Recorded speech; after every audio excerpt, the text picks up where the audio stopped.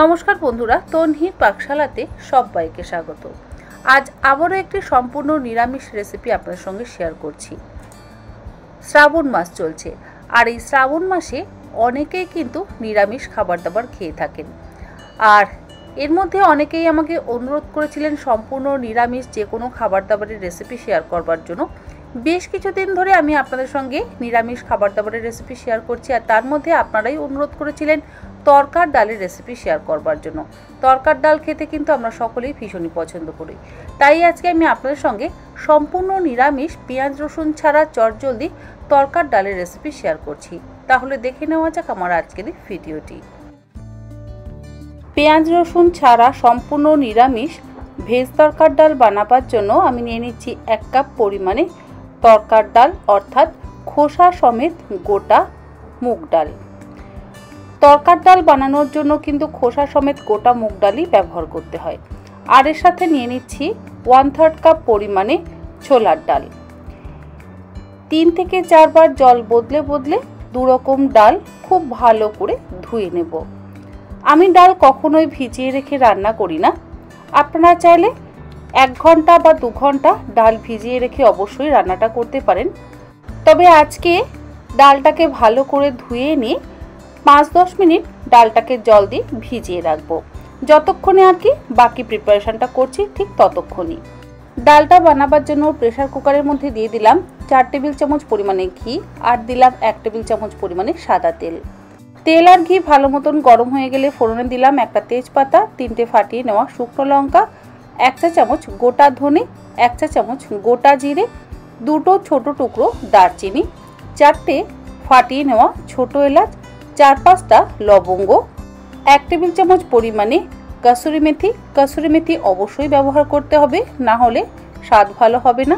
4টে মিহি করে কুচিয়ে নেওয়া কাঁচা লঙ্কা, 1 ইঞ্চি মিহি করে কুচিয়ে নেওয়া আদা, আর দিলাম 1/2 চা চামচ পরিমাণে হিং। এই সমস্ত কিছু দিয়ে গ্যাসের ফ্লেমটাকে মিডিয়ামে করে নিয়ে 15 থেকে 20 সেকেন্ড ফোড়নটাকে ভালো করে ভেজে নেব। যেহেতু এই ডালের মধ্যে পেঁয়াজ রসুনের ব্যবহার করা হবে না, তাই আদার সাথে হিঙের ব্যবহার অবশ্যই করবেন, আর কসুরি মেথির ব্যবহারও করবেন। তাহলেই এই তরকার ডাল খেতে অত্যন্ত সুস্বাদু হবে। ফোড়নটা ভালো করে ভেজে নেওয়া হয়ে যাওয়ার পর 2টো মিডিয়াম সাইজের টমেটো কুচিয়ে নিয়ে দিয়ে দিলাম। এবার টমেটোটাকে এই মশলার সাথে ভালো করে কষিয়ে নেব।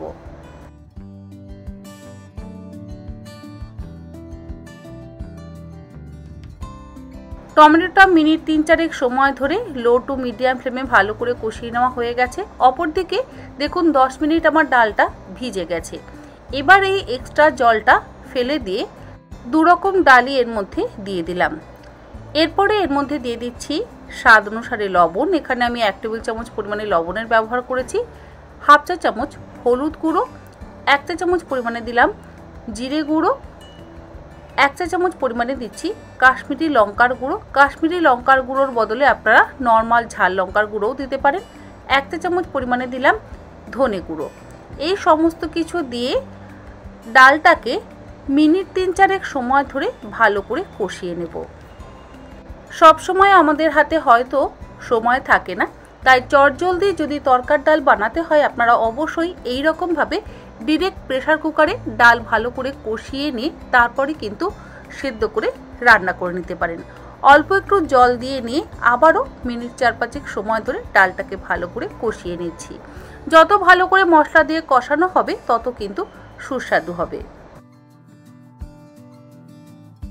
খুব ভালো করে মশলার সাথে ডালটাকে কষিয়ে নেওয়া হয়ে যাওয়ার পর এর মধ্যে দিয়ে দিচ্ছি 1 টেবিল চামচ পরিমাণে কিচেন কিং মশলা। এটা আমার ঘরে তৈরি করা কিচেন কিং মশলা। অলরেডি আমি এই রেসিপি আপনাদের সঙ্গে শেয়ার করেছি। যদি আপনারা দেখে না থাকেন, লিঙ্ক আমি অবশ্যই ডেসক্রিপশন বক্সে দিয়ে দেবো, আপনারা চেক করে নিতে পারেন। কিচেন কিং মশলাটাকে দিয়ে আবারও একসাথে ভালো করে কষিয়ে নেওয়ার পর এর মধ্যে দিয়ে দিচ্ছি পরিমাণ মতন জল। মোটামুটি এখানে 3 কাপ পরিমাণে জল দিলাম। ডাল নিয়েছিলাম 1 কাপ আর 1/3 কাপ, মানে 1 কাপ মুগের ডাল আর 1/3 কাপ দিয়েছিলাম ছোলার ডাল। সেই অনুযায়ী জলটা দিলাম। আর দিলাম 1 চা চামচ পরিমাণে বিট লবণ। বিট লবণ মাস্ট, বিট লবণ দিলে স্বাদটা ভীষণ ভালো হয়। তারপরে ভালো করে মিশিয়ে নিয়ে প্রেসার কুকারের ঢাকনাটাকে বন্ধ করে দিয়ে প্রথমে হাই ফ্লেমে 2টো সিটি দিয়ে নিলাম। 2টো সিটি হয়ে যাওয়ার পর গ্যাসের ফ্লেমটাকে লোতে করে দিয়ে লো ফ্লেমেই 10 মিনিট ডালটাকে সেদ্ধ করে নেব। তার মধ্যে যদি 1-2টো সিটি পড়ে তো অবশ্যই পড়তে পারে। 10 মিনিট লো ফ্লেমে ডালটাকে সেদ্ধ করে নেওয়ার পর গ্যাসের ফ্লেমটাকে বন্ধ করে দিয়ে স্টিমটা রিলিজ হওয়ার জন্য অপেক্ষা করতে হবে। তরকার ডাল আমাদের মোটামুটি তৈরি হয়ে গেছে, স্টিমটাও রিলিজ হয়ে গেছে। আমি একবার চেক করে নিচ্ছি আমাদের ডাল কেমন সেদ্ধ হয়েছে। দেখুন, দেখেই মনে হচ্ছে ডাল কিন্তু একদম ঠিকঠাক মতন সেদ্ধ হয়ে গেছে আর জলটাও পারফেক্ট আছে।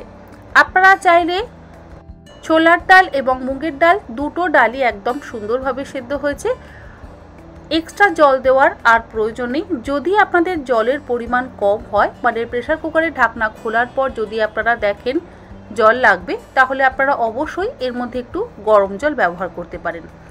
সবশেষে এর মধ্যে দিয়ে দিচ্ছি 1 মুঠো ড্রাই রোস্ট করে নেওয়া কাসুরি মেথি। শেষে অবশ্যই কাসুরি মেথি ব্যবহার করবেন, তাহলে ফ্লেভারটা আরও এনহ্যান্স করবে। আরও এর মধ্যে দিয়ে দিচ্ছি 1 টেবিল চামচ পরিমাণে বাটার আর কুচিয়ে নেওয়া ফ্রেশ ধনেপাতা। সমস্ত কিছু মিশিয়ে নিয়ে এবার আমি এটাকে সার্ভ করব। যে কোনো রকম রুটি বা পরোটা, আবার সাদা ভাত বা জিরা রাইস, সব কিছুর সাথেই এই তরকার ডাল খেতে কিন্তু অত্যন্ত সুস্বাদু লাগে। আশা করি আমার আজকের এই কম উপকরণ দিয়ে এবং ডাল ভিজিয়ে না রেখে চটজলদি তরকার ডালের রেসিপি আপনাদের ভালো লাগলো। ভালো লাগলে আপনারা অবশ্যই এই রকমভাবে বাড়িতে বানান। আশা করব আপনাদের সকলেরই ভীষণ ভালো লাগবে। তাহলে আজকের মতন এই পর্যন্ত। আবার হাজির হয়ে যাব অন্যদিন অন্য কোনো রেসিপি নিয়ে। ভালো থাকবেন, সুস্থ থাকবেন। ধন্যবাদ।